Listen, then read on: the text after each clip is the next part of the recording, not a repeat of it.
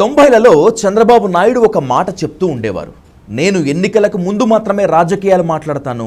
5 ఏళ్ళు administration, development, reforms ఇవే నా లక్ష్యం. 5 ఇయర్స్లో నో పాలిటిక్స్ అనే థియరీ చెప్పేవారు. అదేంటో ఇప్పుడు ఆయన దానికి పూర్తి భిన్నంగా పనిచేస్తున్నారు. ఆయనే కాదు, ఆయన సర్కార్లో డిప్యూటీ చీఫ్ మినిస్టర్ బాబు గారి కుమారుడు లోకేష్, మంత్రులు, ఎమ్మెల్యేలు అందరూ అడ్మినిస్ట్రేషన్ గాలికి వదిలేసి ఓన్లీ రాజకీయాలు చేస్తున్నారు. తెల్లారి లేచిన దగ్గర నుంచి రాజకీయాలే మాట్లాడతారు. అందుకు కావాల్సిన పబ్లిసిటీ స్టంట్లు మాత్రం అదరగొడుతున్నారు. అందుకే ఏపీలో లా అండ్ ఆర్డర్ వద్ద నుంచి అడ్మినిస్ట్రేషన్ వరకు మొత్తం ఇలా తగలబడింది.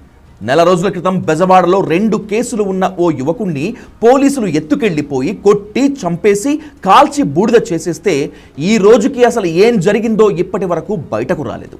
ఆ కుర్రాడి తల్లి పోలీస్ స్టేషన్ చుట్టూ తిరుగుతూ గుండెలు అవిసేలా ఏడుస్తూ నా కొడుకు చితాభస్మమైనా ఇవ్వండి అని బతిమిలాడుకుంటున్నా రాష్ట్రంలో ఏ ఉన్నతాధికారికి, ముఖ్యమంత్రికి, హోమ్ మినిస్టర్కు, డిప్యూటీ సీఎంకి ఆ సమాచారం కూడా లేదు. మన క్వాంటమ్ వ్యాలీలు, సిలికాన్ వ్యాలీలు అలా పనిచేస్తున్నాయి. మరి పోలీసులు లైసెన్స్డ్ కిల్లర్స్లా జనాన్ని చంపేస్తుంటే ఆ సమాచారం కూడా డీజీపీ ఆఫీస్ వద్ద లేదంటే ఏపీలో అడ్మినిస్ట్రేషన్, ఇంటెలిజెన్స్ ఎంత చెత్తగా పనిచేస్తున్నాయో క్లియర్ కట్గా అర్థమవుతుంది.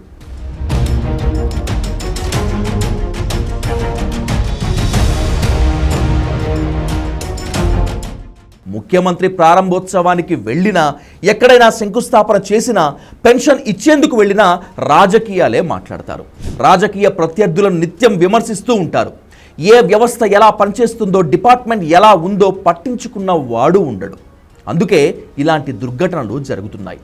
అసలు హోంమంత్రి అనిత అయితే తాను ఓ పెద్ద రాజకీయ మేధావిలాగా, అడ్మినిస్ట్రేటర్ లాగా బిల్డప్ ఇస్తూ పోలీస్ మీటింగ్స్లోనూ, అఫీషియల్ కార్యక్రమాల్లోనూ ప్రతిపక్షాలను, రాజకీయ ప్రత్యర్థులను విమర్శించటం, తనదైన స్టైల్లో వాళ్లపై జోక్స్ వేసి చంద్రబాబు, లోకేష్ల ప్రశంసలు పొందటం పైనే సమయమంతా గడుపుతూ ఉంటారు. హోంమంత్రి అనితకి అడ్మినిస్ట్రేషన్ పై పట్టు లేదని, అసలు రాష్ట్రంలో పోలీస్ వ్యవస్థపై ఏమాత్రం అవగాహన లేదని ఏపీలో చిన్నపిల్లలను అడిగినా చెప్తారు. అధికారంలోకి వచ్చిన నెల రోజుల్లో రాష్ట్రంలో గంజాయి లేకుండా చేస్తానని హామీ ఇచ్చి 2 ఏళ్లైనా గంజాయి కేసుల గురించే మాట్లాడుకుంటున్నారు. హోంమంత్రికి రాష్ట్రాన్ని వణికిస్తున్న గంజాయి డాన్ గురించి కనీస అవగాహన కూడా లేదు. సోహెల్ దొరికాడా అండి? సోహెల్ అని ఇటీవల గంజా కేసులో పారిపోయాడు.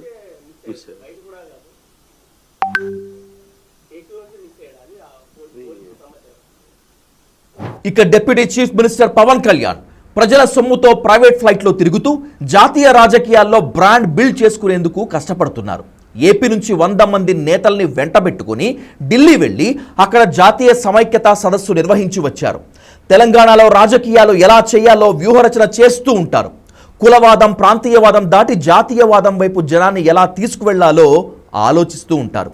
ఇక్కడ ఏపీలో పోలీస్ స్టేషన్లో శవాలు లేస్తున్న డిప్యూటీ సీఎం సార్కి జాతీయ సమస్యలు ముఖ్యం. సనాతన ధర్మ ప్రచారంలో ఆయన నిమగ్నమై ఉంటారు. I am an unapologetic Sanatani Hindu. I am an unapologetic Sanatani Hindu. ముఖ్యమంత్రి కుమారుడు, తెలుగుదేశం వాకింగ్ ప్రెసిడెంట్ లోకేష్ రాష్ట్రానికి విదేశీ పెట్టుబడులు ఎలా తీసుకురావాలని తపన పడుతూ ఉంటారు. మధ్యలో క్రికెట్ మ్యాచ్లకి ప్రైవేట్ ఫ్లైట్లలో వెళ్ళి చూసి ఎంజాయ్ చేసి వస్తూ ఉంటారు. అందులో తప్పేం లేదు. కానీ రాష్ట్రంలో వాళ్ళ పార్టీ ఎమ్మెల్యేలు మట్టి, ఇసుక ఎలా అమ్ముకుంటున్నారో, కాంట్రాక్టర్లను ఎలా బెదిరిస్తున్నారో, ఏపీలో పోలీస్ వ్యవస్థ ఎలా పనిచేస్తుందో అన్న విషయాలపై కూడా దృష్టి పెట్టి ఉంటే రాష్ట్రానికి ఎంతో కొంత మేలు జరిగేది. ఈరోజు మనం చూస్తున్నాం ఆ సైకో పార్టీ, క్షమించాలి గొడ్డలి పార్టీ, ఆ గొడ్డలి పార్టీ ఎలాంటి కుట్రలు చేస్తున్నాయో మనందరం చూడాలి.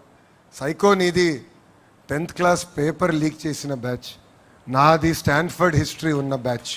చంద్రబాబు నాయుడు తనను తాను మానవతావాదిగా నిరూపించుకునే ప్రయత్నంలో నిత్యం ప్రచార కార్యక్రమాల్లో బిజీగా ఉంటున్నారు. చేపల కూర వండటం, జనానికి టీలు పెట్టి ఇవ్వటం, చెత్త ఎత్తే వాళ్లతో కలిసి తాను కూడా పనిచేయటంలో పూర్తిగా నిమగ్నమై ఉన్నారు. ఈ పబ్లిసిటీ స్టంట్లను అధికారులు, మంత్రులు కూడా అనుసరిస్తూ సైకిళ్లు తొక్కుతూ చంద్రబాబుని మించి జీవిస్తున్నారు. చాలా గంపంతైన అసలు మామూలు చిత్ర విచిత్రాలు ఉంటాయి ఈ గవర్నమెంట్లో. హోమ్ మినిస్టర్ గారేమో హోమ్ డిపార్ట్మెంట్ చూడరు, ఆవిడ విద్యాశాఖ, ఆ శాఖ, ఈ శాఖ చూస్తుంది. విద్యాశాఖ మంత్రి గారు విద్యాశాఖ చూడడం, ఆయన పరిశ్రమల శాఖ చూస్తాడు. పరిశ్రమల శాఖ మంత్రి ఏమో పరిశ్రమల శాఖ చూడడం, ఆయనేమో మామూలుగా కర్నూలులో లాండ్ ఆర్డర్ చూస్తూ ఉంటాడు. ఇరిగేషన్ శాఖ మంత్రిగా ఇరిగేషన్ శాఖ చూడడం, ఇంధన పొదుపు చూస్తుంటాడు ఆయన. ఎవడు ఇది మెంటలాస్ పట్ల ఈ మంత్రివర్గం ఏంటి అర్థం కాదు. ఎవడి శాఖ ఆడు చూడడం ఎంతసేపు పక్కోడి శాఖ చూస్తూ ఉంటారు ఎవడికాడు.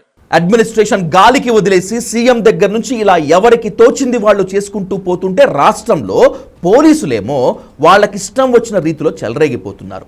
కర్నూలు పోలీస్ స్టేషన్లో ఓ మహిళ మృతి కావచ్చు, బెజవాడలో సాయికృష్ణ హత్య కావచ్చు, రాష్ట్రంలో మనకు తెలియని ఎన్నో సంఘటనలు ఏపీలో రాజకీయాలు తప్పితే అడ్మినిస్ట్రేషన్ లేదు అనే విషయాన్ని చెప్పకనే చెప్తున్నాయి. ఇంకా 3 ఏళ్ల సమయం ఉంది.